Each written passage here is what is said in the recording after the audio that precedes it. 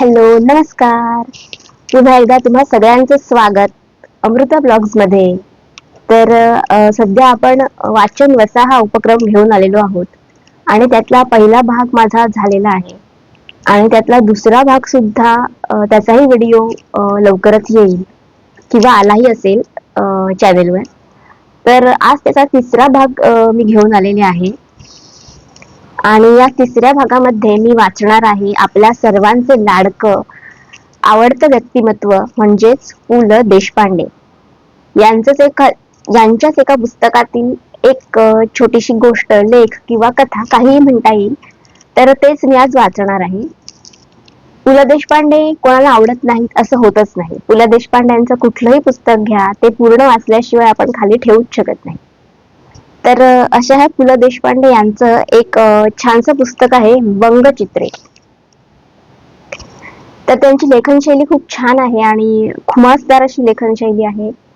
तर मला त्यांची पुस्तकं खूप आवडतात आणि जवळजवळ खूप सारी पुस्तकं मी त्यांची वाचली आहेत. तर ह्या पुस्तकातलीच एक पहिलीच कथा मी वाचणार आहे. तर त्याआधी आपण प्रस्तावना वाचूया. 1970 साली बंगाली भाषेशी सलगी करावी म्हणून मी शांतिनिकेतनात गेलो. तिथल्या माझ्या वास्तव्यात मनावर उमटलेली ही व्यंगचित्रे. त्यानंतर गंगेचे पाणी खूपच वाहून गेले. बांगलादेशाची निर्मिती झाली. नक्षलवादी चळवळीचे उग्र स्वरूप उरले नाही. कालिपत बापूंसारखे तपोधन कलावंत काळाच्या पडद्याआड गेले. शांतिनिकेतनातल्या मित्रमैत्रिणींच्या पत्रांचा ओघ मंदावला आहे, पण ते दिवस आणि रात्री आजही माझ्या स्मरणात ताज्या आहेत. एखादे सुंदर स्वप्न पडावे तसे हे माझे वास्तव्य झाले. आता माझ्या ग्रंथसंग्रहात सतत एखाद्या बंगाली ग्रंथाची भर पडत असते. बंगाली नाटक सिनेमा पाहताना किंवा पुस्तक वाचताना मला मी निराळ्या भाषेतून हे समजून घेतो आहे असे वाटत नाही. रवींद्रांचे माझ्या संग्रहातील हाताला लागेल ते पुस्तक घेऊन मी फुरसतीच्या क्षणी वाचत असतो. ते क्षण सत्कारणी लागले नाहीत असे मला केव्हाही वाटत नाही. त्यांच्या साहित्यामुळे शांतिनिकेतन पासून असलेले दूरत्व भासत नाही की तिथे जाण्याची ओढ अधिक लागते हे मला सांगता येत नाही. शांतिनिकेतनात गेलो त्यावेळी गुरुदेवांच्याच शब्दात सांगायचे म्हणजे जीवोने आज की प्रथम एलो बसंतो. जीवनातच आज प्रथमच वसंत आला का, असा प्रश्न मला पडला होता. पुढे साऱ्या ऋतूतले सौंदर्य पाहण्याची त्यांनीच दृष्टी दिली.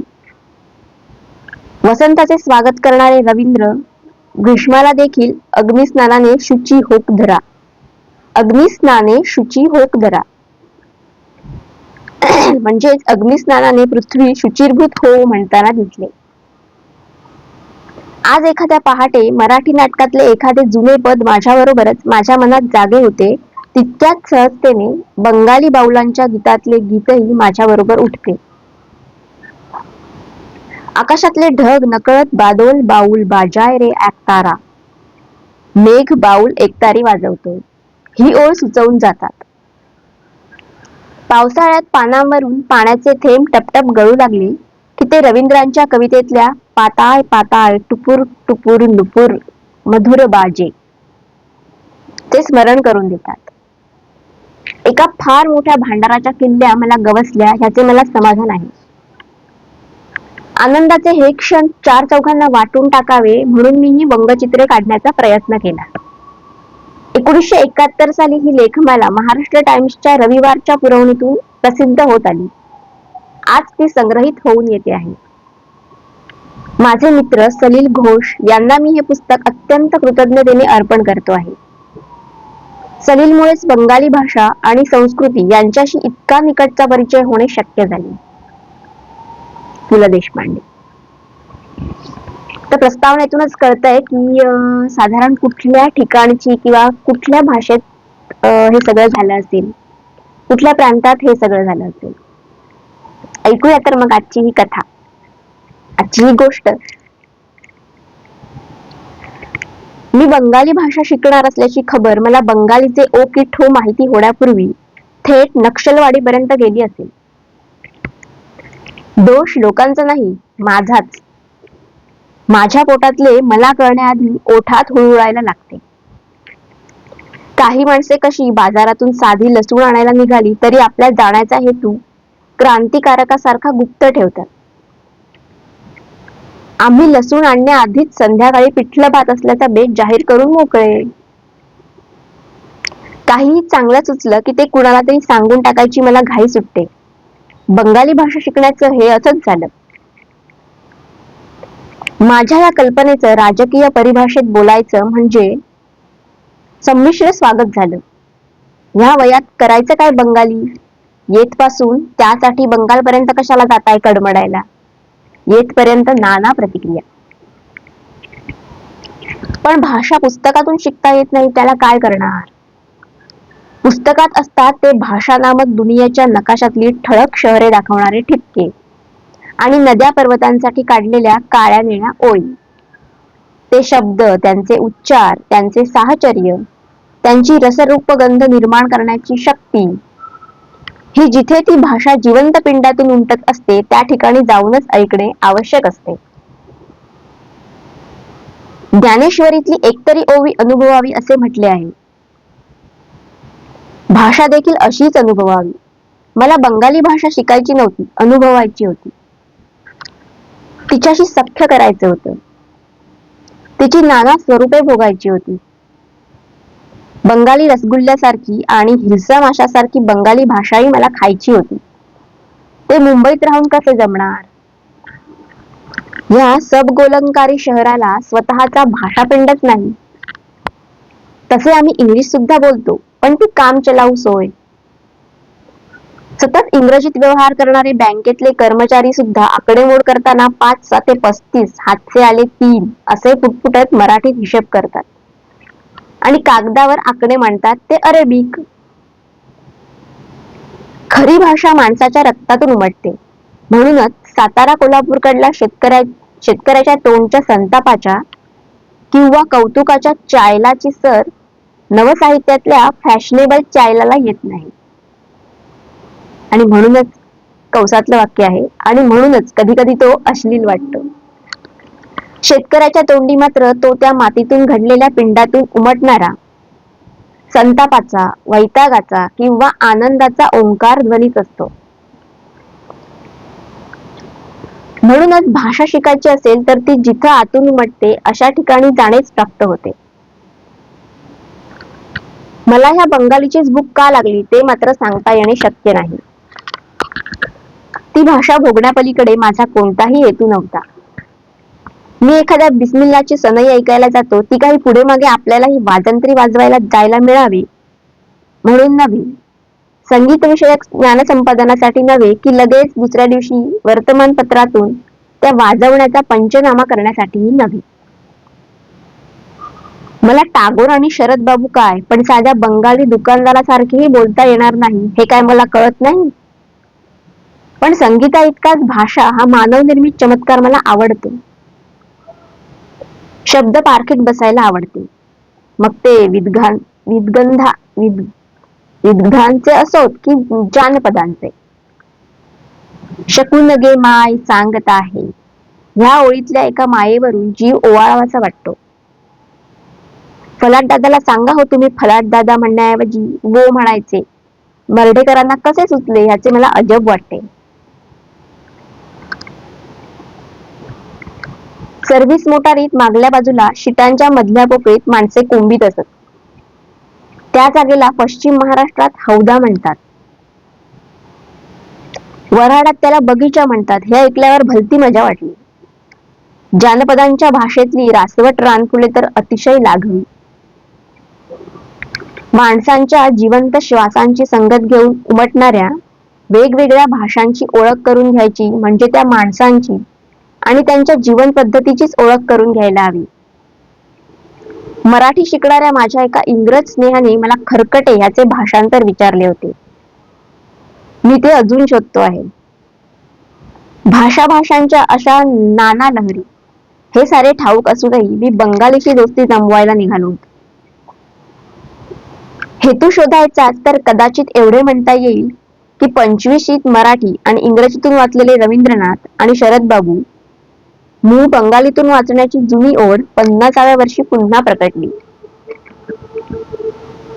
लहानपणातले काही रोग मध्यम वयात पुन्हा उपटतात म्हणे, तसेही असेल. ह्याखेरीज भारतीय एकात्मता, प्रांतीय सख्य वगैरे राजकारणी व्यासपीठावर जन्मून सरकारी कमिट्यातून ज्यांचे दहन दफन होते असले कुठलेही हेतू माझ्या मनात नव्हते. माझ्या घामाचा दाम खर्चून मी हा शौक करीत होतो. एकात्मतेच्या राजकीय घोषणांवर माझा विश्वास नाही. माणसांचे लागेबांधे सरकारी धोरणातून जुळवता येत नाहीत. माणसा माणसातल्या प्रेमाचे सूत्र हे अर्थशास्त्रज्ञ आणि राजनीतिज्ञ जोडू शकणार नाहीत. प्रेमाचे झरे निराळे, गंगोत्री निराळी आणि प्रयाग क्षेत्रेही निराळी.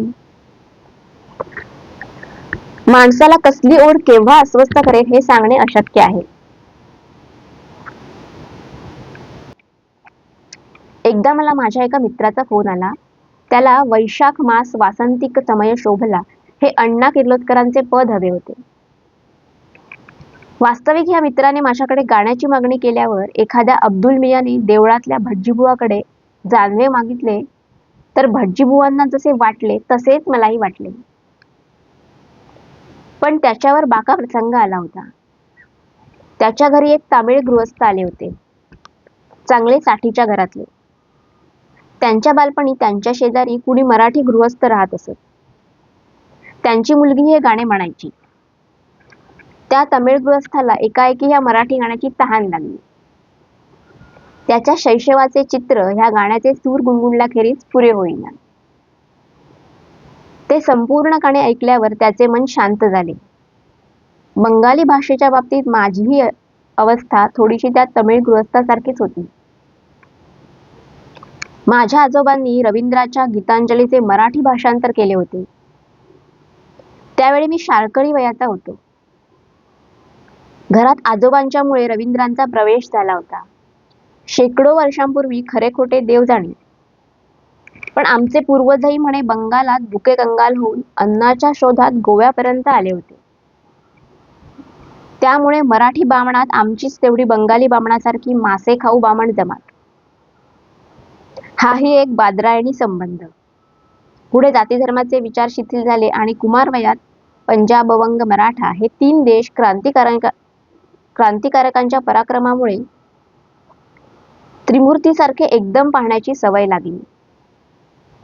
जगदीशचंद्र बोसांपासून ते सुभाषचंद्र बोसांपर्यंत अनेक क्षेत्रातल्या भीमपराक्रमी बंगाली लोकांची चरित्रे पाहायला मिळाली.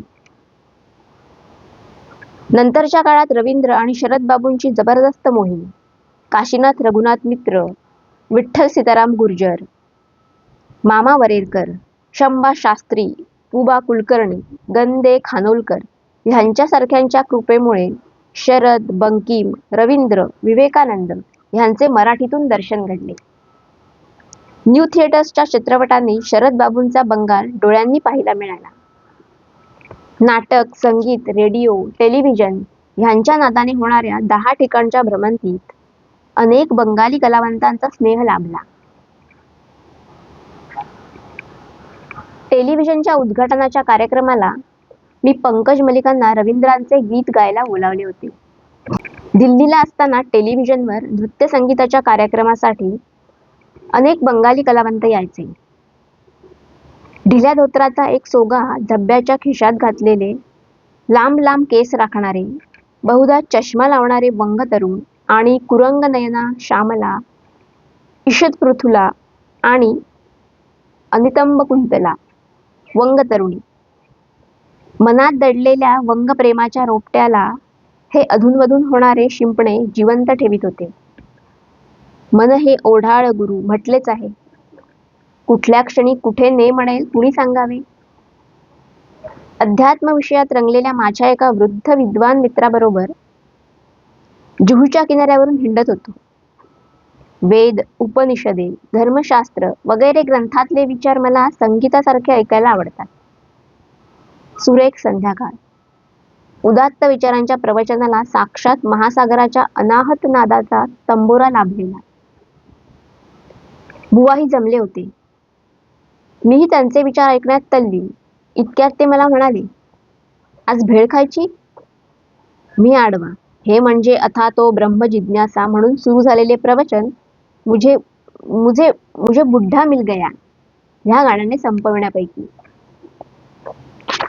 अरे असं बघतोस का, भेळ खाल्ली नाहीस कधी? मी खाल्ली आहे, पण आपण पुरुषोत्तमा कधीतरी नाव, लौकिक, ज्ञान, विद्वत्ता, स्थान, मान ही सारी ओझी फेकून द्यावी आणि भेळ खावी. मी समस्यापूर्ती केली. आम्ही भेळ घेतली. गॉड इज ग्रेट ते भेळ खाता खाता म्हणाले. का? अजून जिभेच्या टोकावर कुठल्या तरी पेशीत बाल्य रेंगाळते आहे. भेळेला तीच चव आहे. त्या भेळेच्या स्वादाबरोबर उपनिषदे आणि ब्रह्मसूत्रे यांचे बोट सोडून गुरुजी अनेक वर्षांपूर्वी हरवलेल्या बाल्यात शिरले होते. मनाच्या महालाला अशी लक्ष लक्ष दारे. कुठले दार केव्हा उघडेल हे सांगणे अशक्य आहे. माझ्या मनाचे हे बंगाली भाषेच्या प्रेमाचे दार तरी अचानक का उघडावे? ही भाषा शिकण्याची मला काहीही गरज नव्हती. कसल्याही ऐहिक लाभाची आशा नव्हती. पारलौकिकाची मी फिकीर करीत नाही. पूर्वजन्मी माझा आत्मा कुठल्या कुडीत बिराड थाटून होता हे जसे मला ठाऊक नाही, तसेच पुढल्या जन्मी त्याची सोय कुठल्या देहात होणार आहे हेही जाणण्याची मला इच्छा नाही. तरीही इतक्या उशिरा बंगाली गमभन करायचे म्हणजे वयाच्या घड्याळाचा काटा 50 वरून पुन्हा एकदा शिशुवर्गावर आणायचा होता. बरे, वय म्हणजे काही केवळ कॅलेंडरची 365 ही पाने नव्हेत. असंख्य संस्कारांची ओझी पाठीवर. साहित्य, नाट्य इत्यादी क्षेत्रात फ्लूक लागलेला मी एक पब्लिक माणूस. नाही म्हटले तरी एका रद्दीवाल्याचा वर्षभर चरितार्थ चालावा इतक्या छापील कागदी वजनाचा मी लेखक आहे. पद्मश्री बिद्मश्रीचा लबेदाही चिकटलेला आहे. ह्या सगळ्या जुली उतरवून बंगालीचा स्वाध्याय करायला निघालेला एक बटू म्हणून बंगालात जायचे होते. ह्या भूमिकेत मला सगळ्यात अडचण होती ती इतक्या वर्षांच्या संस्कारातून घडलेल्या माझ्याविषयीच्या माझ्या स्वतःच्याच प्रतिमेची. ती मला माझ्या हातांनी फोडायची होती. मी बंगाली शिकायचा यापूर्वीही प्रयत्न केला होता. कामशेतला घोषबाबू म्हणून माझे स्नेही राहतात. त्यांच्याबरोबर बसून रवींद्रांच्या कवितांची श्रवणभक्ती केली होती. पण हे म्हणजे पिकनिकमध्ये पोरांच्या बरोबर गमतीने क्रिकेटची मॅच खेळल्यासारखे होते. मी संपूर्णपणे विद्यार्थी होऊन विद्या करीत नव्हतो. ह्या खेपेला मात्र जोरदार निश्चय केला आणि गेली 12-14 वर्षे कलकत्त्यात राहणाऱ्या श्री बा जोशी ह्या माझ्या ग्रंथप्रेमी स्नेहाला एक गुप्त खलिता पाठवला. कलकत्त्यातल्या साऱ्या दंगली जाळपोळीत राहूनही अवश्य या असे सांगणारा हा पहिला बिडू निघाला. पण मी मात्र काही काळ तरी कलकत्ता शहरातल्या राजकीय करमणुकीच्या कार्यक्रमापासून दूर राहायचे ठरवून शांतिनिकेतनला मुक्काम ठोकायचा बेत पक्का केला. दगडफेक, ऍसिड बल्ब, आगी लावणे वगैरे चढाओढीत प्रत्यक्ष नव्हे तर प्रेक्षक म्हणूनही मला भाग घ्यायचा नव्हता. राजकीय दगडांनी निरपराध माणसांचीच डोकी अधिक फुटतात. पुढाऱ्यांचे काम मते फोडता आली नाही तर परस्पर डोकी फोडायला लावणे आणि ती एकदाची फुटली, घरे बिरे नीट जाळून झाली की मग पाहणी करायला जाणे एवढेच असते. शिवाय डोक्याला खोक पाडून घेऊन त्यातून बंगाली मुळाक्षरे आत घुसवायची माझी इच्छा नव्हती. म्हणून मी कलकत्त्याला डावी घालून शांतिनिकेतनला परस्पर जायची वाट आहे की का याची चौकशी सुरू केली आणि माझे मित्र सलील घोष यांचा सल्ला मागितला. आणि बंगालीतच म्हणायचे म्हणजे की आश्चर्यो, सलील बाबूंचा जन्म आणि शिक्षण शांतिनिकेतनातच झाल्याचे त्यांनी मला सांगितले. एवढेच नव्हे तर रवींद्र संगीताचे सुप्रसिद्ध गायक शांतिदेव घोष हे त्यांचे सख्खे वडील बंधू हेही कळले.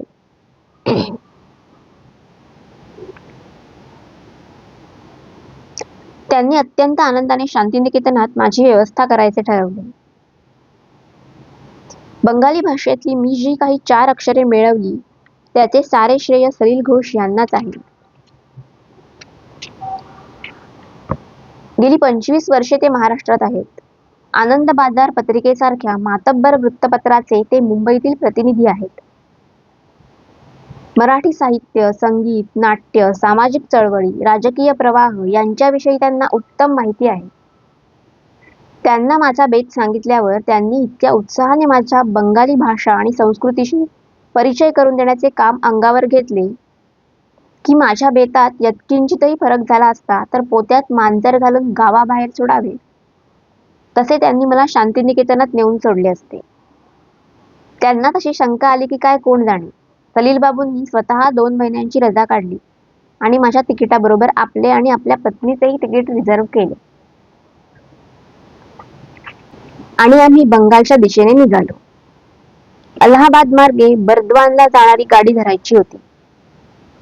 रिझर्वेशन वगैरे सर्व काही यथासांग होते, तरीही आजवरच्या शिरस्त्याला धरून गाडी सुटायच्या 1.5 तास आधी येऊन बोरी बंदरला पोहोचलो. फलाटावर त्यावेळी फक्त काही हमाल, पोर्टर, मी, माझी पत्नी आणि आमच्याबरोबर आलेले आमचे 2-3 स्नेह याखेरीज कोणी नाही. गाडी फलाटाला लागत होती. त्या आरची ड्रायव्हर आला असावा. काही वेळाने स्टेशन आळोखे पेळोखे देऊन उठू लागले. हळूहळू जागे होणारे थिएटर, रेल्वे स्टेशन किंवा मोठे शहर वगैरे पाहायला फार मजा येते. रेल्वे फलाटाचे तर एरवी गरीब गाईसारख्या दिसणाऱ्या बाया अंगात देवी बिबीचा संचार होऊन घुमू लागल्यावर जशा हा हा म्हणतात थैथयाट करतात तसे असते. अजगरासारखे शांतपणाने आडवे पडलेले फलाट गाडी सुटायचा मुहूर्त अतिसमीप आला की घुमायला लागतात. निळ्या कपड्यातले पोर्टर, लाल डगलेवाले हमाल, खाकी कपड्यातले रेल्वे कर्मचारी, सफेद कपड्यातले एसएम, एएसएम असा हा भगतगण ह्या टोकापासून त्या टोकापर्यंत चक्रा मारायला लागतो. डब्याच्या टपावर चढून पाणी भरायला सुरुवात होते. डब्यातले पंखे, बत्त्या ह्यांची डागडुजी सुरू होते. प्रवासी मंडळी आणि हमाल यांचा लपंडाव, मग हमालीच्या पैशावरून हुतुतू असे खेळ सुरू होतात. ऐटबाज पॅसेंजर गावठी पॅसेंजराकडे तुच्छतेने पाहू लागतात. आई बापांची बोटे सोडून वांड कार्टी आईस्क्रीम चॉकलेटवाल्यांच्या ढकल गाड्यांमागे धावू लागतात. रिझर्वेशनची यादी बाळगणाऱ्या कंडक्टरचा पाठलाग सुरू असतो. गाडी सुटायच्या वेळेला तर ही लय इतकी बेहद्द वाढते की सुनेच्या जाचाला वैतागून सासूने बोचके बांधून पाय आपटीत घर सोडून काशी यात्रेला जावे तशी ती आगगाडी शिट्ट्यांचा आक्रोश करीत फलाट सोडून धुसफूस करीत निघते. आपल्या देशाची संस्कृती, देशबांधवांचा स्वभाव वगैरे काय दर्जा आहे याचे खरे दर्शन भारतीय रेल्वेच्या फलाटावर होते. भारतीय नेत्यांप्रमाणे फलाटावरच्या अनुयायांचा स्थायी भाव देखील भांबावून हैराण होणे हाच आहे. जो बघावा तो हैराण. कुणी हमाल हरवला म्हणून, कुणी तिकीट हरवले म्हणून, कुणी पाकिट मारले म्हणून, कुणी आपल्या रिझर्व जागेवर दुसराच माणूस तळ ठोकून बसलाय म्हणून, कुणी कंडक्टर सापडत नाही म्हणून, कुणी गाडी सुटायची वेळ झाली तरी निरोप देणारी माणसे आली पण जाणारी माणसे आली नाहीत म्हणून, कुणी डब्यातला पंखा चालत नाही म्हणून, कुणी संडासाच्या नळाला पाणी नाही म्हणून, नाना कारणांनी हैराण झालेल्या आपल्या देशाचे रेल्वे फलाट हे आदर्श मॉडेल आहे. मला तर गाडी वेळेवर सुटली नाही तर बहुधा गार्डाच्या कार्ट्याने बापाच्या खिशातली शिट्टी पळवल्यामुळे तो देखील हैराण झाला असेल अशी शंका येते. बोरीबंदरच्या फलाटावरचा हा देखावा पाहत होतो तेवढ्यात सिग्नलाचे तांबारलेले डोळे हिरवे पडले. गार्डाच्या शिट्टीला इंजिनाच्या शिट्टीचा जबाब मिळाला आणि गाडी हलली. गाडी हलता हलता माझ्या पत्नीने सलीलला सांगितले, चांगला कडक बंगाली मास्तर पकडून त्याच्या ताब्यात द्या. उन्हाळ विद्यार्थ्याला बोर्डिंगात घालायला नेतात तसे सलील आणि त्याची पत्नी शार्लट मला शांतिनिकेतनात घालायला घेऊन निघाले. बोरीबंदर सोडल्यापासून 24-25 तासात मराठी अंमल संपला.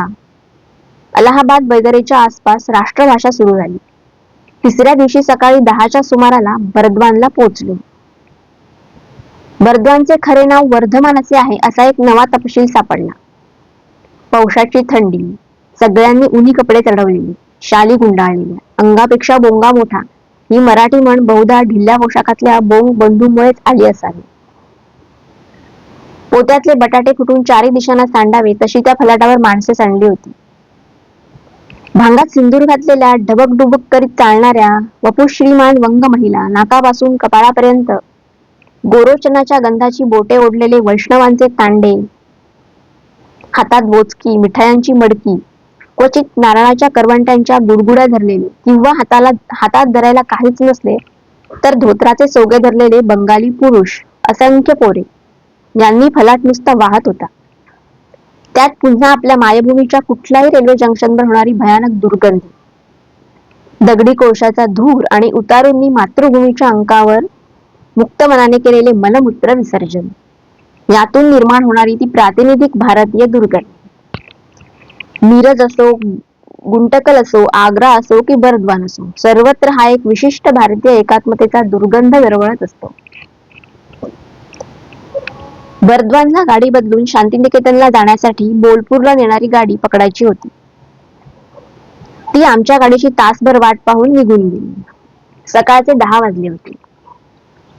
दुसरी गाडी दुपारी 4ला होती. तोपर्यंत बर्दवान स्टेशनात बसून राहणे आली. बंगाली भाषेचा अभ्यास मी वर्धमान ही अक्षरे वाचण्यापासूनच सुरू केला. पाट्या वाचून अक्षर ओळख करून घ्यायला लागले. भाषावार प्रांतरचनेची भांडणे सोडवायचा माझा एक सोपा उपाय होता. गावातल्या दुकानांचे बोर्ड ज्या भाषेत लिहिलेले असतात आणि देवळातली कीर्तने, भजने ज्या भाषेत चालतात ती त्या गावाची भाषा. पण भाषेची भांडणे सोडवायची नसून वाढवायची असतात, हे राजकारणी ज्ञान नसल्यामुळे माझा सोपा उपाय अंमलात येणे कठीण आहे हे माझ्या ध्यानात फार उशिरा आले. वर्धमानात सगळीकडे बंगाली अक्षरात पाट्या होत्या. तसे बंगाली आणि देवनागरीत पुष्कळ साम्य आहे, पण बंगाली लिपी अधिक वेलबुट्टीदार, अक्षरांना कुरळे कुरळे वळण, काही अक्षरे अगदीच निराळी. बंगाली मात्र अक्षराच्या डोक्यावर न बसता जरासे पोक आलेल्या कान्यासारखी अक्षराच्या आधी येते. जोडाक्षरांची ही भानगड जरा तेढी आहे. तात्पर्य, पाट्या वाचता वाचता मामला जितका सीधा वाटला तितका नाही हे प्राथमिक ज्ञान झाले. त्या स्टेशनातल्या विश्रामगृहाच्या एका खोलीत सामान टाकले आणि नगर प्रदक्षिणेला निघालो. सलील घोषला चित्रविचित्र पोशाखाची थोडी हौस आहे. त्यात पुन्हा दाढी, डोक्यावर केसांचे वारेमाप जंगल, धोतर आणि बंगाली पैरणवाल्यांच्या घोळक्यात तो काही बंगाली दिसत नव्हता. कौसातलं वाक्य, आपण ज्याला बंगाली जब्बा म्हणतो त्याला बंगाली लोक पंजाबी म्हणतात. पंजाबी लोक बहुधा मराठी अंगरखा म्हणत असावे. एका वर्तमानपत्रवाल्यापुढे सलील वर्तमानपत्रे घ्यायला थांबला. तिथे 2-4 लोक फुकट वर्तमानपत्रे वाचित बसले होते. हा देखील अखिल भारतीय गुण आहे हे पाहून बरे वाटले. त्यातल्या एका माणसाने सलीलकडे पाहून, तुम्ही बंगाली की आणखी कुठले, असा प्रश्न विचारला. सलील उत्तरादाखल त्याच्याशी बंगालीत बोलला. लगेच तो माणूस म्हणाला, तुम्हाला कुठेतरी पाहिल्यासारखे वाटते, तुम्ही अंदमानात होता का हो? हा टोमणा सलीलच्या चित्रविचित्र वेशभूषेला आणि भरघोस केशसंभाराला उद्देशून होता. बंगाल्यांची विनोदबुद्धी इतकी कोकणी वर्णाची असेल याची मला कल्पना नव्हती. आम्ही निमूटपणाने शहर पाहायला निघालो.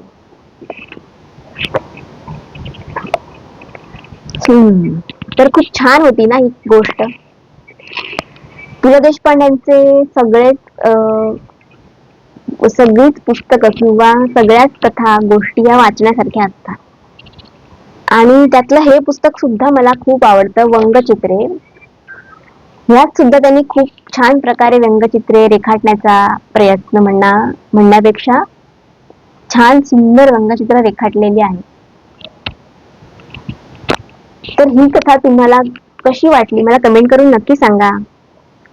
आणि तुम्हाला एखादी स्पेशल कुठली कथा ऐकायची असेल किंवा मला वाचायला सांगायची असेल तर तुम्ही कमेंट करून सांगू शकता. किंवा एखादं पुस्तक सजेस्ट करायचं असेल तर तेही तुम्ही मला कमेंट करून नक्की सांगा. त्या पुस्तकातला एखादा भाग वाचण्याचा मी नक्की प्रयत्न करेन.